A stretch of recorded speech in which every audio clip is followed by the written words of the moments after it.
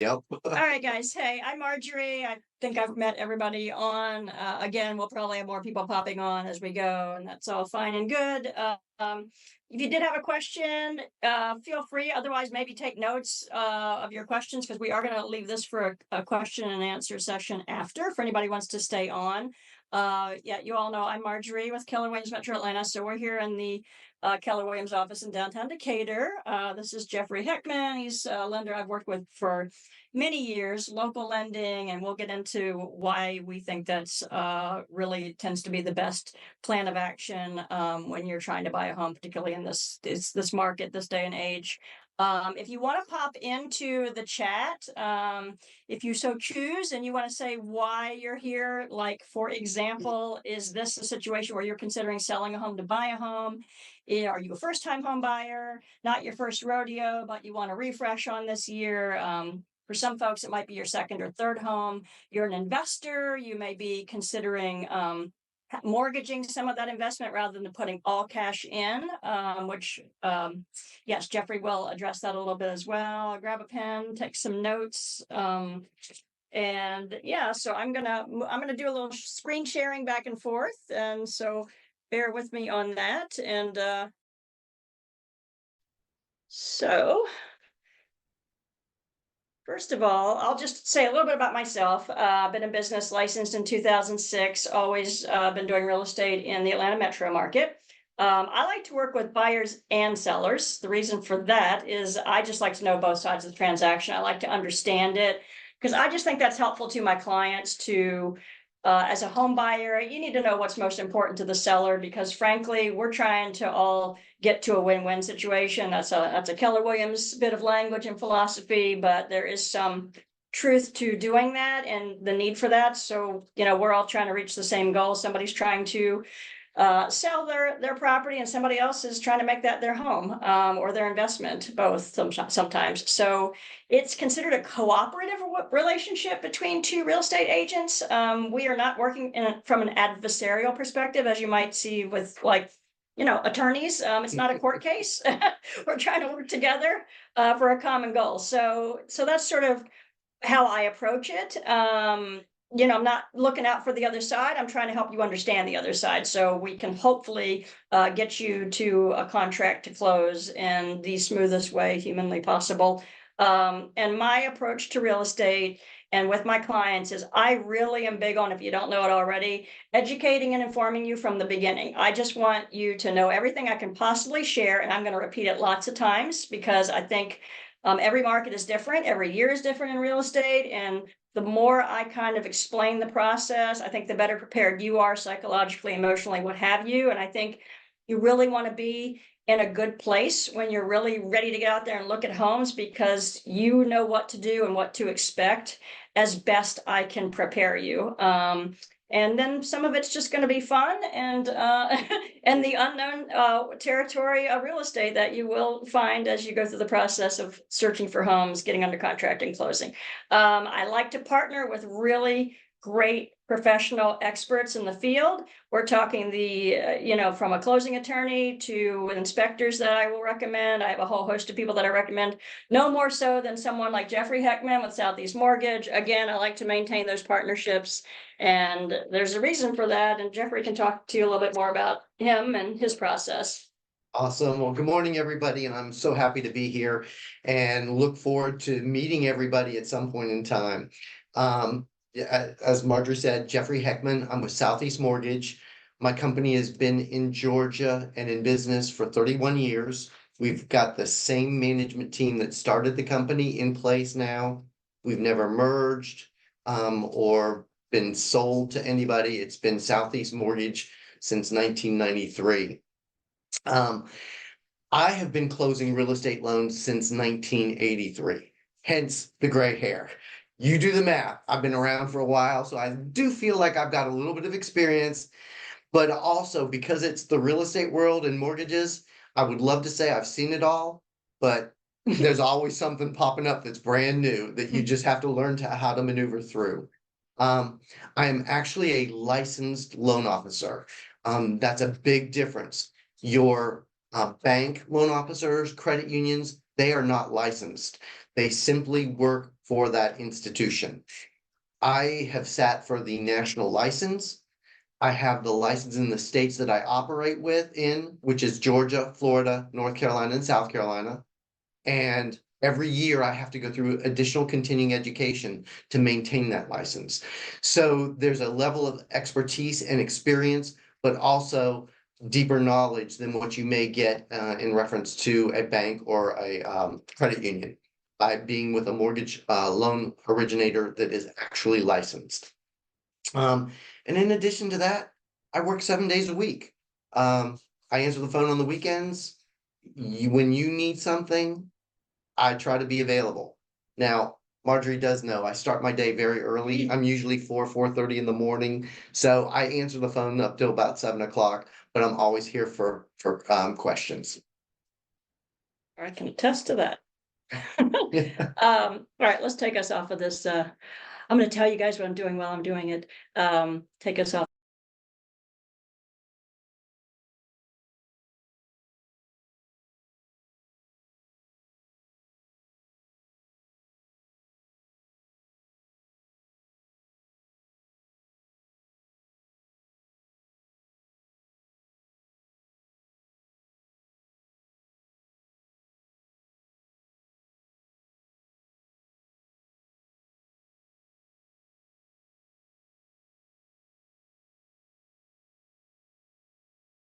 Chair for a second. Okay, so a couple of things. We want to talk about how to get started. And I want to address, I think one of the more important things I want to share today is this common misconception that in order to buy a home, your first step is to go out with any real estate agent, hop on Zillow and just click and let's go. And I know that's a quick, satisfying way to go see a house. And we are this sort of impulse culture that we are now, that things like Zillow have created for us. And I work with Zillow, so don't get me wrong, but I think it's important to find a way to meet a realtor. And this is called, as we call it in Keller Williams, this is the year of the professional. And there's a reason for that. You need to be with experienced people. Every market is different, and you want to work with somebody who's experienced and has the knowledge like Jeffrey's talking about here. So I say this misconception is to get out and just go see houses, but in truth, obviously it's a big decision that you're making. Always one of the bigger ones we make in our lifetime is the purchase and choice of a home. Even if it's your second and third investment home, it's all important. It's your money, it's your investment. And so, you want to think about who you're working with. And I think it's important. These are relationships that you're having here. So it's great to go look at houses, but that's what open houses are for, okay? And that is what online searches are for. You can get a feel for things driving around, popping into open houses. There's no obligation there. Although I do recommend you write down the name of your realtor when you walk in, unless you like to be called 5 or 10 times after you go look at an open house, because that's what they're going to do. But otherwise, I'm happy to get out with anybody once or twice. I want to build that relationship. I want to build that rapport. I want you to know, whether the person you're working with is somebody that you feel comfortable with and is understanding your needs and is trying to address your needs and wants when it comes to finding a home. But shortly after, we're going to have the discussion called, there are two things you want to do. Jeffrey will discuss his. Mine is a buyer brokerage agreement. So in Georgia, in order for a realtor to represent you, in other words, write up an offer, negotiate on your behalf, get you to the closing table, make the recommendations of the other professionals that you're going to want to work with, you're going to have a buyer brokerage agreement. So you want to decide who is it that's taking you out to see homes, who is it that's going to be able to identify things in that house that may or may not be, maybe red flags, let's just say. You want to know that this is the person that has your back. This is the person that knows what they're doing. And the way to do that is, hey, look, you can go on my website and check out my reviews. I'm always asking my clients to review me. So, check out the reviews of the realtor, spend a little time talking. I feel like I know the market pretty well. I'm very honest. And I'll be very straightforward with you, but you have to decide who you want to work with, and you want to get in that buyer brokerage agreement. That's not something you want to do last minute.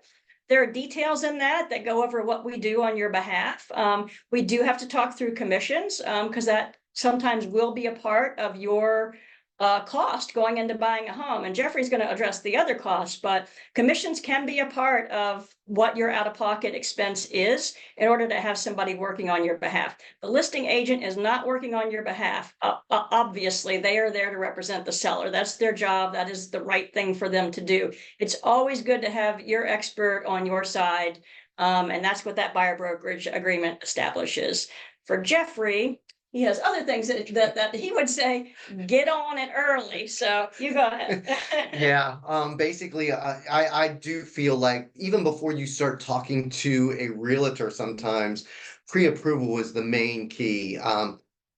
Everything has evolved over the years, and especially since COVID, things have changed a lot in the underwriting process, in the requirements, and so pre-approval early, so you know what your ceiling is, what your maximum purchasing power is. We can then, as a team, identify what's the best program for you. Everybody's circumstances are different. Since COVID, one of the big keys in our process is employment, income. What is that source of income? Does it meet the guidelines? And like I said, since COVID, many people have found alternative ways of earning income and surviving. And so because of that, I need to know what those details are. So an application is the first step. We're going to be asking your personal information as far as name, address, social security number, 2 years history minimum of your residence, 2 years history of your employment, and then of course your assets. So that's going to be the first step. We're then going to do a soft pull on your credit file. We do that now because initially what we're going to do is do what's called an opt-out, which I'm going to do this behind the scenes, because if we don't, soon as I pull a credit file, you guys are going to have within 24 hours at least 200 phone calls from different lenders. The reason being is credit bureaus sell that information. They sell your information to these lenders that are out there that are going to come back in and try and, get you to talk to them, try to find a reason. And you want to clean that up. You don't want that. So we want to make sure that we give you a clean slate. You don't have to deal with a lot of phone calls. So that opt-out will be done first. A soft pull on your credit, which will give us the background as far as your debt structure. It will give us the credit scores. They may be a little different than the hard pull, but they're going to give us that all ground range that allows us to determine what kind of program and how you would qualify. Can you tell folks, like, if you're not, say, like a W-2 employee, Mhm. what sort of documents do they need to have at the ready for you All to right, produce? that's another reason why when I look at the application and I know your circumstances, and no two buyers are alike anymore. So I'm going to ask you to submit ID, recent pay stubs, tax returns, W-2s, 1099s, but I'm also going to interview you after that application comes through to make sure I understand your circumstances. Then I'm going to ask if you are self-employed, or if you're commission-based, or if you get a portion of your income through commission and bonus. There are guidelines through the different types of programs that are available, and knowing what your circumstances are and what documentation I need to drill down and determine what the qualifying income is key. And I'd like to see if you, I'd like to ask you, can you address, so we're going to address a couple more things, because again, we're being recorded. I'm sending this to several upcoming home buyers. If you're trying to sell your home to buy it, let's just quickly well, I'm going to jump in real quick to say, if you have a home that you want to sell to buy, I ask that I come by your home.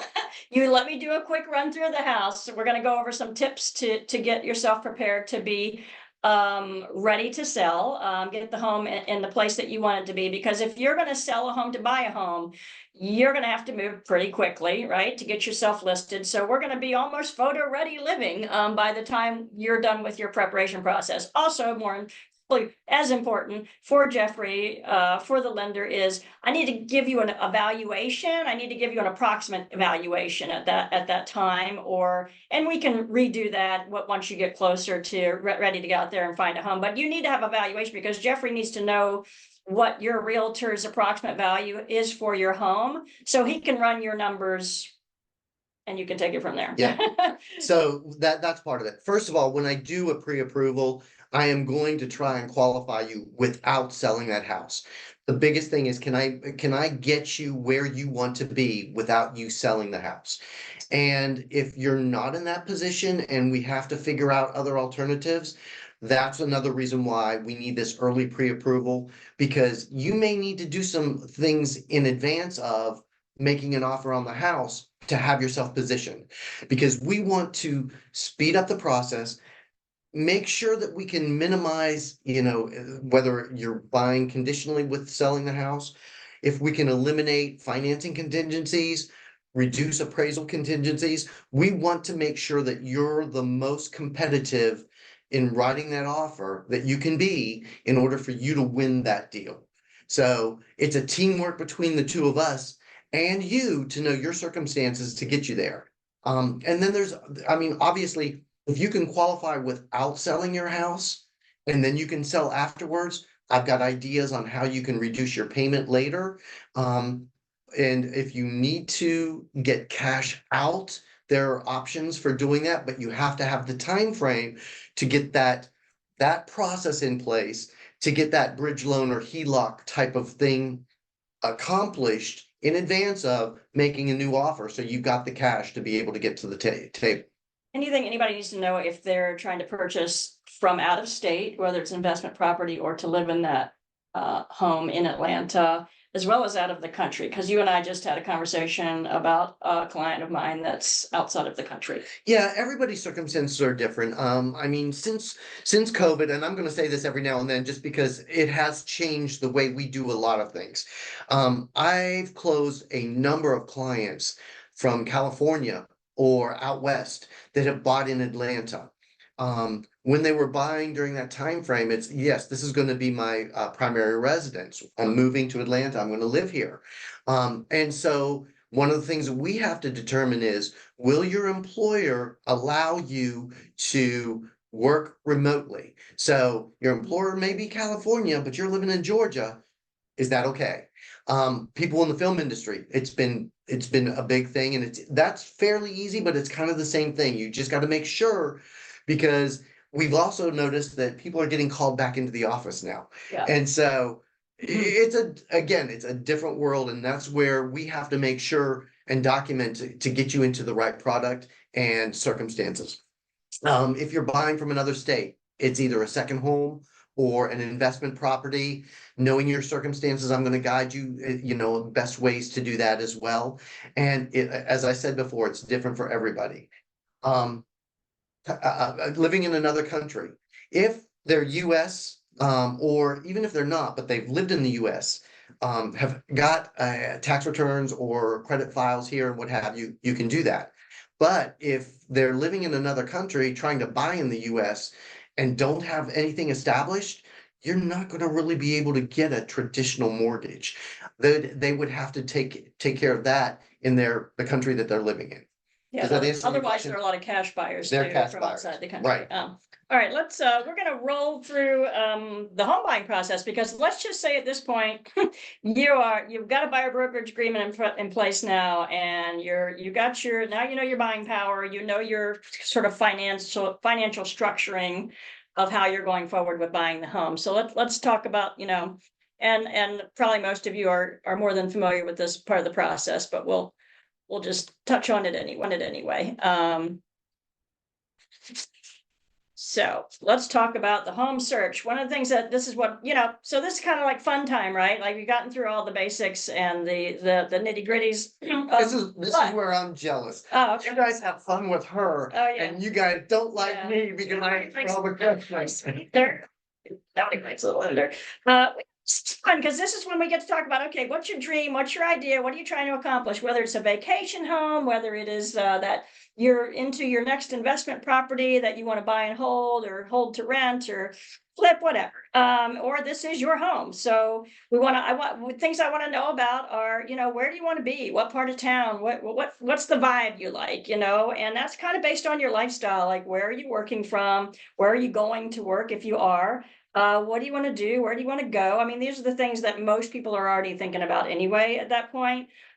Some people like new construction, some people like newer, some people like the 80s and 90s look of a home. There is a misconception, I will say right there, that that home is going to have less issues. Oh, no, it's not, because this is 2024. So we're talking, those are 30, 40-year-old homes now. So, even a 2000 home, if you're looking at that 2000 to 2010 home in 2024, it really has systems that are 5, 10, and 15 years old now. So if 20, so that doesn't mean, what sometimes people think it means once we get in there and we start looking. And then older homes, some people just want the character of that ranch. Now everybody calls it the mid-century ranch, even the split levels, or the Tudor style, all the different designs and the craftsmen's and all that good stuff. So some people like the character of some of the older homes, and so I like to kind of get a sense of that. And frankly, where we start and where we end in your home search are usually two completely different things. We might start with a townhome and suddenly, we started with this type of townhome and now we're over here looking at this condo or this house, and vice versa. I mean, I've seen it all. We started in town and we ended up out in the burbs. So, anything goes. And sometimes it just takes a little exploration to figure that out. And that's all fine and good. Some folks want complete renovations. You don't want to have to think about a thing when you move in that house, and that's awesome. Sometimes it doesn't work out that easily. Maybe there are some paint colors, or some aesthetics that you're not pleased with, but some people don't mind the sweat equity and some people do. Some people don't want to put any time or energy in, but just know that some of those aesthetics are the last thing you should concern yourself with. That they might not matter that much. And I'll remind you of that when we're in the house. Like, you can change that. That's easy. And this is the Yeah. time frame where people really determine their must-haves on their purchase. Yeah. And then you have those nice to have lists. Yes. So And always know that there's going to be some compromise. Obviously, it's never going to be perfect. And there's a point where you just have to, you can start repeating yourself looking at homes. Like, when you're into 15, 20, 25 homes, you're probably starting to see the same thing. And that's when people hit a little bit of a frustration point. So that's my whole point of, like, really be online, really be driving neighborhoods and go to open houses and get the feel first, because that's going to help you a lot. Of course, you're going to need to know how many bedrooms and bathrooms you have. Do you want a garage? Do you enjoy outdoor living? Do you want a front porch? What are those things? Do you need 1 or 2 home offices? So you need an extra bedroom because you need an office. Kind of flex spaces do you need? All that good stuff.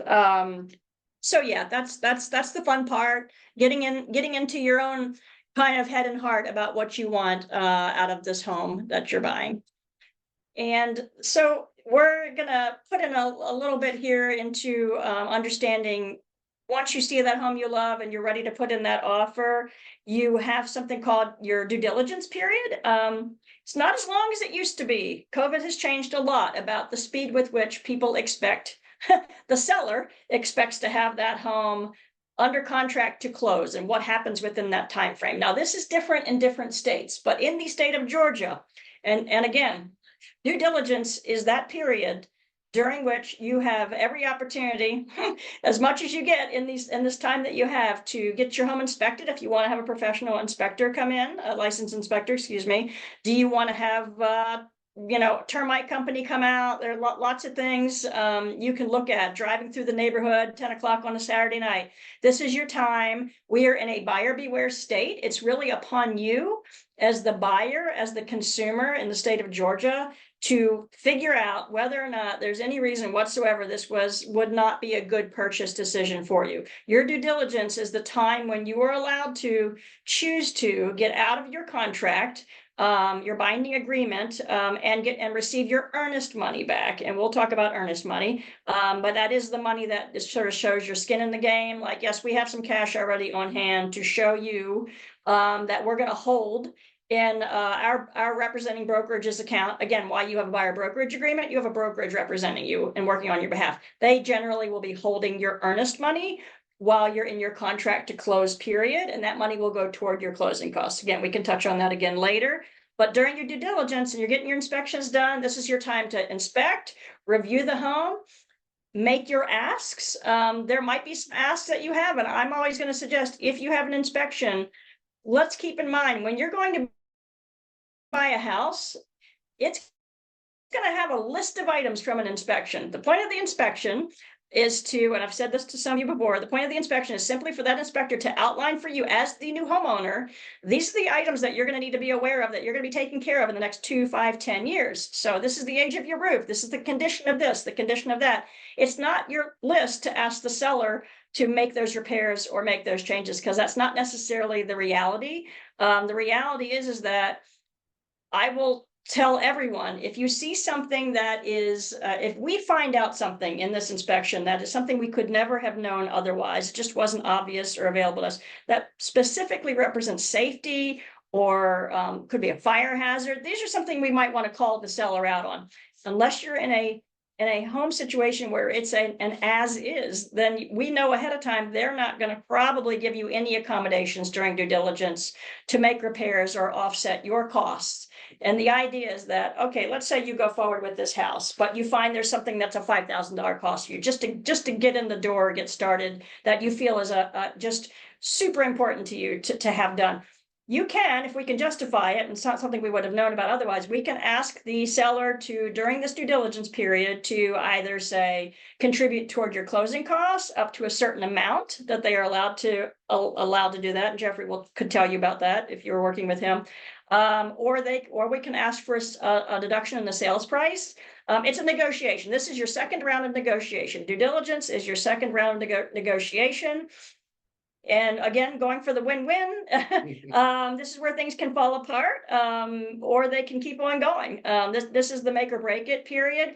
And you can expect you're only going to get 3 to maybe 7 days of due diligence. You just aren't going to get more than that in the state of Georgia. And I know in other states, it can be 2 weeks, 3 weeks, or the whole contract to close process. It does not work like that in Georgia.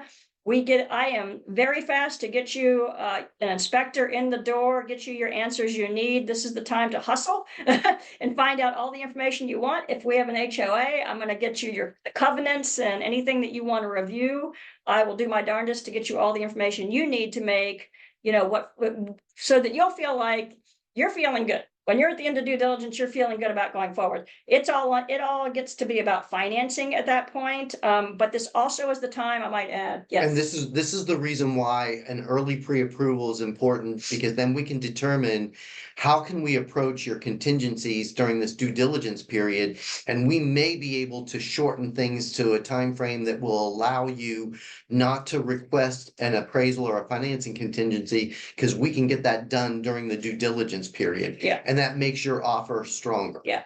To the seller. Right. So you might not just be dealing with inspections and earnest money and such, but you might be, if you're, well, we'll talk about fast tracking, but if you're doing something like that, well, I'm going to ask you about that. So the other important thing is that earnest money, again, you can see here on this graphic, it's a deposit showing the seller that the buyer has skin in the game. That's funny. That's what I said. And intends to purchase this property. It is refundable during due diligence. For the most part, that's the main time. If you want to terminate your contract during your due diligence period, no questions asked. This is your time. You get your earnest money back in full. After that, that money is subject to being taken from you and being held by the seller. That's all the seller gets if you default on the contract. All a home seller gets in Georgia is the earnest money. So that's $3,000 to $25,000, but they don't get the full price of the house out of you. They can't force you to buy the house. Okay, they do get the earnest money though if you default on the contract, and there are various ways for that. But Jeffrey, to what you were talking about. What were we just saying? Oh, just trying to eliminate financing and appraisal contingencies if possible. Because that makes you, to your seller, that makes your contract look a little bit more advantageous. And that's one of the things that we try to do through the pre-approval process to figure out, hey, do we need to run your application through underwriting in advance of? Are you strong enough that we know that we can get it done within 24 or 48 hours after going under contract? So there's just some things like that. We've got a program called Fast Track, which I can, like I said, if you meet the criteria, and that pre-approval will tell me if you do or not, we can get you in an underwriting and out within 24 hours. and you'll have what's called conditional approval. Because it's kind of like you have a couple rounds of negotiation in a contract. You also have a couple rounds of underwriting process. So you've got a conditional approval, and then whatever the underwriter wants as far as conditions, we get additional pay stubs, supporting information regarding asset account statements for deposits or something like that. We can also do a rush on the appraisal. So it will cost you a little bit more to do a rush, but if we can get it back within 3 to 5 days and that's your due diligence period, then you can also do a 0-day appraisal contingency. So that way we're doing everything we can during that due diligence period to help you eliminate the risk of your earnest money. And so, to step back a little bit, before we're even under contract, before we're even in the due diligence period, which is the hot hustle period, a little bit intense those first days or week of your contract. A couple of things that what I will do quickly for you, if I know you love a house and we're going for the offer, I'm going to try to run some comps real quick. So I'm going to look at the comparable sales in the area, what the current activity is. I try to pretend to be an appraiser, which I'm not, but I am going to try to, because you have this appraisal contingency, that's a part of your contract. Not only due diligence is a deadline for us, but your deadline to get your appraisal back and to know that we appraised for the value by which we've all agreed to in the contract. Also, we have your financing contingency, which is the time which you have to produce all the materials to Jeffrey. But what my job is to do is to look at this house that you are absolutely want to go for the offer on. I'm going to make sure we're going to look at how long was it on the market? Has it had any price reductions? What's the condition? This is before you've had any inspection or anything, because we have to determine whether or not that, I can, for you, my home buyer, I can justify you going in at a full price offer. And sometimes we just know it. Some of the markets, you're shopping and looking in, we know the values there because maybe you're already tracking the market too. And so am I. And we're also, I will do my best. And this is part of what I like to do is I like to build a relationship with the listing agent when I know it's a house that my client may be particularly interested in. It's a competitive market. It's February and we're already dealing with a lot of multi-offers. So I'm going to try to build a quick rapport with the listing agent. I am going to make sure I understand that the pricing is close or correct. And I'm going to want to know for you guys whether or not there are already offers in, or they're coming, or is there an open house where they're holding out for multiple offers? That's pretty typical. And yeah, so those are the things that we kind of want to know going in with your offer. And that's why you have got to know, and I have to know with your lender, what are your contingencies? What are your timelines with your lender? Because that's all going to go in with your offer. I have a financing exhibit I have to fill out. I have to know who is your lender, all their contact information. Why is that? Because the buyer, usually the listing agent has every right, it's built into a contract, to call up your lender and have a conversation about your viability, because you're competing. And if you really want to compete, I'm just going to put it out there, local lender, they're going to have the tighter timelines. They're going to be more accessible. They work more efficiently. With Jeffrey and Southeast Mortgage, everything is here in Atlanta. He has access to his underwriter easily to get answers, and that makes my job easier. And because of the time frame that we've been in this business, when the listing agent gets the pre-approval letter with your offer and they see my name, my company, they know I get to the closing table. And just that alone can give you a leg up versus a Rocket Mortgage or someone online or what have you. Because they question whether the viability of getting to that closing table could take place. So the experience and the strategy that we put together in trying to make sure your offer is the best offer possible and allows you to potentially win that deal is important to all of us. Yeah, and there are lots of ways to be. So one of the things I was going to say, here's some ways to be really strong with your offer. The type of lender, the lender that you're using, which is going to reflect itself in your deadlines and your timelines on your contingencies. Any type of loan I can make happen and talk it and promote you in that way. So that's not a concern, whether it's FHA, VA, conventional loan, what have you. But it's more about your timelines. It's also your earnest money. Nowadays it's common to expect to spend 1 to 2% in earnest money, or to offer 1 to 2% in earnest money of that price of the home. So if it's $400,000 home, expect to put $4,000 to $8,000 in as your offering of earnest money. You're going to be wiring those funds within a day or two of going under contract. That's showing I've got the money, I'm serious, I'm putting it forth. And again, that will be used towards your closing costs at closing ultimately. Yeah, and these are the things that make you more competitive. Are you using a reputable closing attorney that's somewhat identifiable?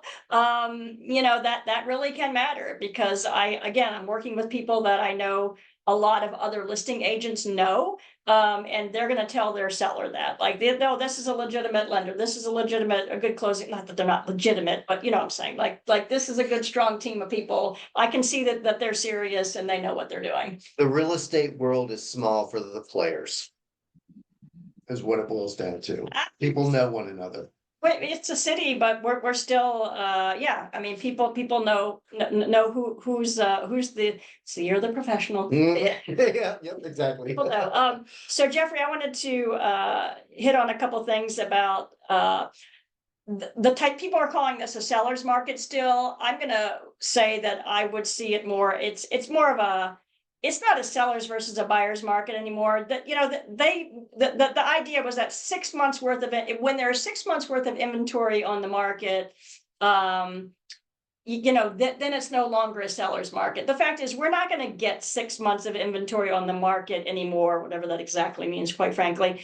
The fact is that we have so many people coming to Atlanta. There's so much influx through the film industry, entertainment industry, tech, banking, what have you, that people are coming to Atlanta. Colleges, parents buying for their college age student to have that property. And so there's just so many reasons why people come here, that I just don't think construction is going to be able to catch up to the demand. And that's just what it is. So what that means is, I don't get too caught up in thinking it's a buyer's or a seller's market. You just need good people working with you and a good team of people. Yeah, inventory is actually greater than what it was a year ago at this time, but it doesn't feel like it because of the fact that when a good house comes on the market, it's under contract quickly. So again, early pre-approval and be prepared, because when you see the house that's the right house for you, you got to be ready to make a move. And can you address for folks, just let's talk about the benefits of homeownership. Okay, I mean, so nuts and bolts, the biggest thing is that when you buy and you own, not only is it a place that you call home, that you can fix to make your surroundings as comfortable as possible, but it's the easiest way to build wealth. Homeowners they have much more internal wealth than a renter. Because when you're renting, you're paying 100% of your payment out for nothing. The person that's getting wealthy is the person that owns that property. Owning a property, you also have tax savings. It's going to go up in value. We're going to show you a screen here in just a second that kind of gives you an idea of what the equity looks like over a 5-year period. Okay, so here you go. Nuts and bolts. You buy a house in today's market, and this is really at a low percentage of appreciation. I think we calculate a little over 2.5%. Oh, yeah. Over 5 years, you would gain roughly $72,000 in equity. And these are very conservative numbers, because this is more national. These statistics were done by Keller Williams. When you go local, the value add year over year in Atlanta is higher than this. Yeah. I mean, we're seeing appreciation of 4 to 6%. Typically in properties. Now, some neighborhoods are different than others. There's no doubt about it. But average of Atlanta, you're seeing roughly 4 to 6% appreciation. And so you're going to gain equity in that property, where renting you would not gain any of that income. Now, this screen also shows you minus 1% interest. What that means here is we've got another slide. Yeah, we'll show that. If you buy now, assuming rates are 6.5, and you're trying to wait for rates to drop to 5.5, that 1% difference would cost you about $19,000 based on a $400,000 mortgage purchase. You're still benefiting $53,000 And these in are equity over concerned, because 5 this is years. like And a, this is conservative, yeah, right? that's a 2% Totally value conservative. increase, and we're definitely higher than that. So that's why we keep saying, and you hear this, marry the house, not the rate. Date the Because, rate. or date the rate. Because, bottom line is that home is where you're gonna feel comfortable, you're gonna be in it for a period of time. And you will have that opportunity to reduce your mortgage, payment through a refinance. So this is, Jeffrey, if you can remind people, I know that you talk about this before somebody goes into contract and while you're talking about getting, into the pre-approval, phase for a mortgage, but what does everybody need to do before, during, and until you close this real estate transaction? It's amazing the things that we've seen over the years, and you can sit back and explain, don't do this, don't do that, don't do this, and it still happens. And you have to figure out, of course, what's my job? To try and figure out, is it repairable? So, you want to prepare to buy the home, but once you're under contract, you still have to do some certain things to make sure that you don't jeopardize your qualifications. I just had somebody that I closed last week that, basically wanted to go out and start shopping for furniture and curtains before she even closed. And it's like, don't spend any money. Do not. So you want to keep your credit clean. You want to make sure that you're not dipping in your credit scores are falling. You want to make sure that you don't have inquiries and what have you. Income the same. Okay. You don't want to change jobs. One of the things in this world is that you may be a salaried W-2 employee today, and you've got this great opportunity for this new position that's going to make you more money, but you're going from W-2 to a 1099. Well, that basically is self-employed.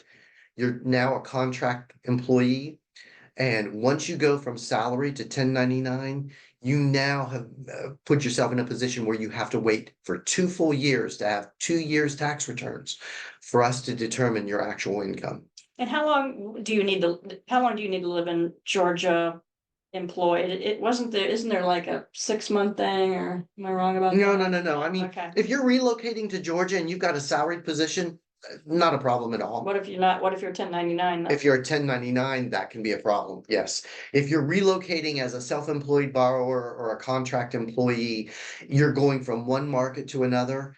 Even though you're staying in the same business, the reality is you're starting a brand new business in a new market, and you've got to have that 2-year history. Okay. Or at least 1-year history to show that your income stayed the same or increased compared to where you were. Oh,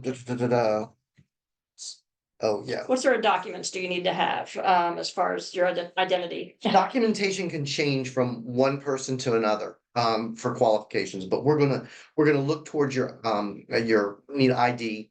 If you're a non-resident, we'll need your green card or documentation to show that you can be in the country.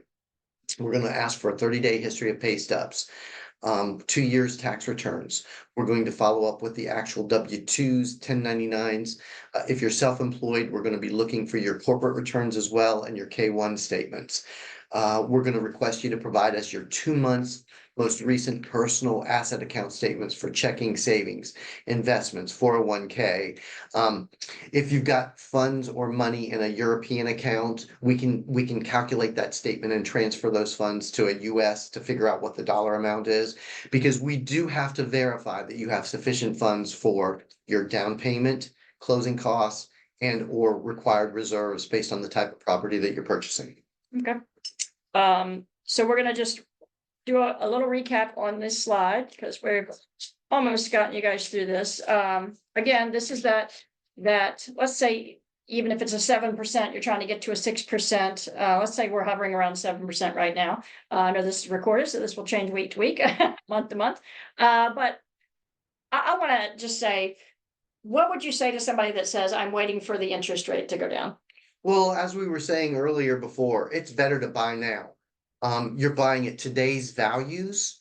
Waiting a year for the rate to drop 1%, you will pay a much higher price for that property. So you're already spending more money for the purchase, you're giving up the equity that you could have earned during that year. And if you offset what the difference is in the monthly payment between the two, it doesn't make sense. Yeah, because there It's- again, we have on this graphic that, so, you know, you wanted that 1% interest, you know, differentiation on on what you think you're going to lose. So let's That's the whole thing, is that you're actually losing by not buying now, because because we know the rates are gonna go and down, the values are the gonna, values are gonna go up. We just don't know exactly when that rate is gonna start falling. Yes, we were hoping that it was going to be, earlier, sooner than later. It's probably gonna be more towards mid-year when we see the first rate decrease. This is an election year, so that's also having some impacts on what the economy is doing. I mean, actually, the reality is, yes, inflation has come down. It's just not in the area that the feds want it to be. But if you look at your investments, you're seeing solid gains. Yes, it does what investments do, up and down, but you're gaining. The interest rates have fallen from where they were a year ago, where we were over the 8% mark. Now we're hovering high sixes, low sevens. So you will see that come down. But again, buying now at a lower price point than a year from now and starting to gain that equity is going to put you in a much better position than waiting for the rates to fall, as long as you're comfortable and can afford home that you're buying. great. So we're near the end. We're gonna do some Q&A. Lakita, I saw your question in there, by the way. I'm gonna try to unmute y'all. A couple things I have, like, I'll have this recorded. I have a home buying guide that many people I've already shared that with. I have some listing guides for my folks who want to consider listing a home. Jeffrey has a good graphic that takes you through the steps of the process. I can also share that with you guys or whoever wants it. But in the meantime, I'll stop this share real quick. I'd like to sort of open this up. I'm going to see if I can unmute you guys. Or I'm asking you to unmute if you want to talk, feel free. See if that works or not. You guys let me know. And Jeffrey, in the meantime, while I'm trying to do this, can you talk about a couple things that are different about VA loan? I'm going to tell you one thing. One thing is, and this again, sometimes I'm going to be put in a position where I have to have a conversation with you all, and I do this with the buyer brokerage agreement, where in the event that the seller or the listing agent is not going to be contributing toward your representing realtors, brokerage on commissions, the one loan where you are not eligible to pay a commission, you cannot pay your buyer's representative, is a VA loan. Correct. Okay, so in that event, I will go back to the listing agent. Who will need to go to their seller to say, hey, look, we're VA. And we need you guys to pay the buyer's representative. But I'll have that conversation, is what I'm saying. And right now we're not necessarily seeing that, but that is something to consider, correct? Yeah, I mean, there's an evolution on everything.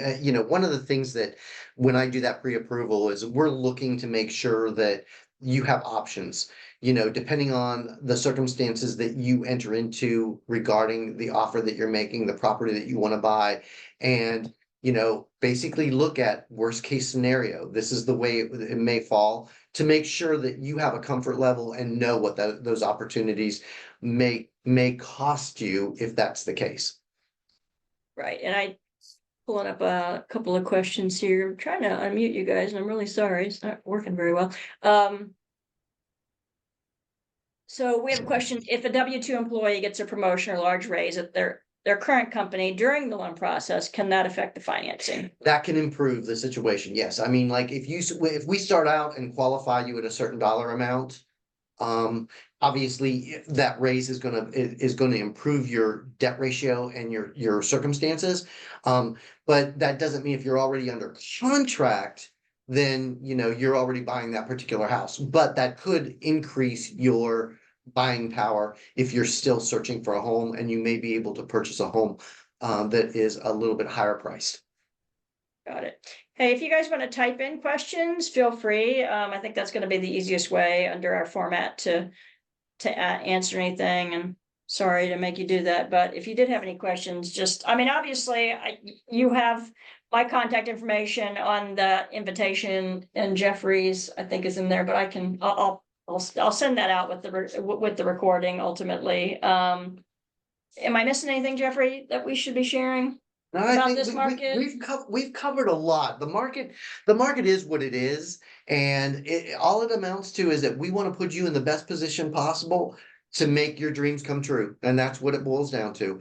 And the sooner you start the process and give us the time to work through it, because it's a heck of a lot easier if you're trying to sell a property to be prepared 30 days before you start shopping versus, hey, Jeffrey, I just saw this house and I want to make an offer. And now we're scratching our head going, okay, well, this is how we can make it work, but you may have to do some tricky things in between to get you best positioned.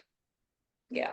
Can you briefly speak to a cash offer versus a mortgage for buyers' best financial situation? And also, let's talk about people who have a lot of assets and might not be employed. Either they're retired or, you know, not your W-2 person, but they just have tons of assets, investments, et cetera. Can you speak to that as well? Yeah, there are guidelines in the mortgage programs as to what type of income and or assets can be used. All right.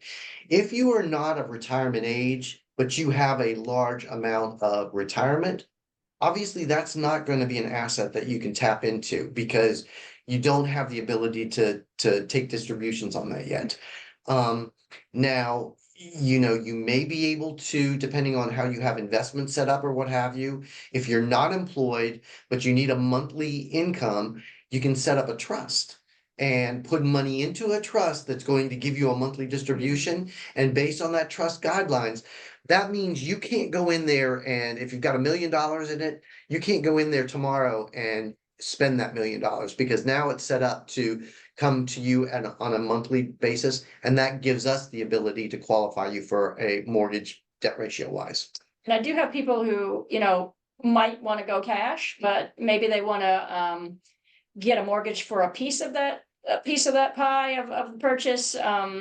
What's the minimum they have to take out to get like a conventional loan in addition to doing a lot of cash on their purchase? Nuts and bolts, it's kind of tricky is what it boils down to.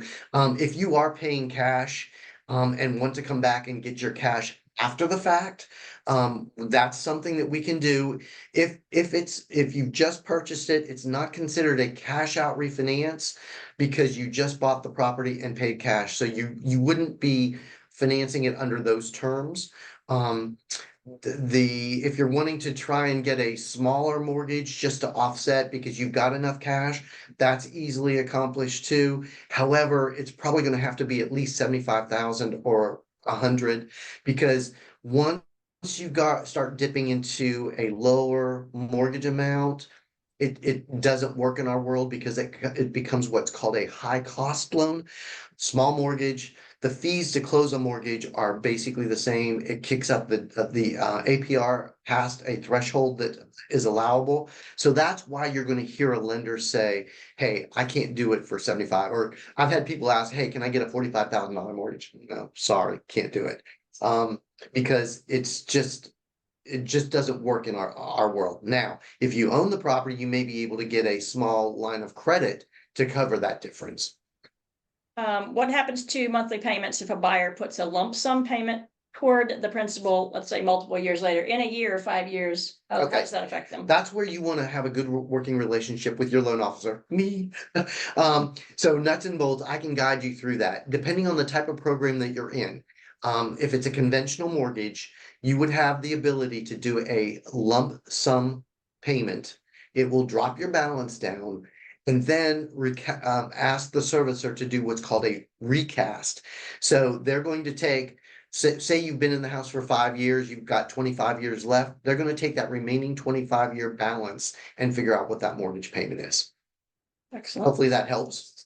Yeah, I think we've covered everybody's questions. All right, guys, thank you so much for participating. You know how to reach me. If you have any more questions, that doesn't need to end here by any means. I mean, always call me. I'm working with some of you as it is. And you know, we're here for you. That's the whole point. And like I said, I'm 7 days a week, so if you've got questions for me, feel free to reach out. Happy to answer and guide you to get you into your home. Yeah, and again, shoot me a text, email, no problem. I'll shoot it over to Jeffrey if it's something that he can answer. Okay. Thank you guys. Have a great day. We appreciate having you.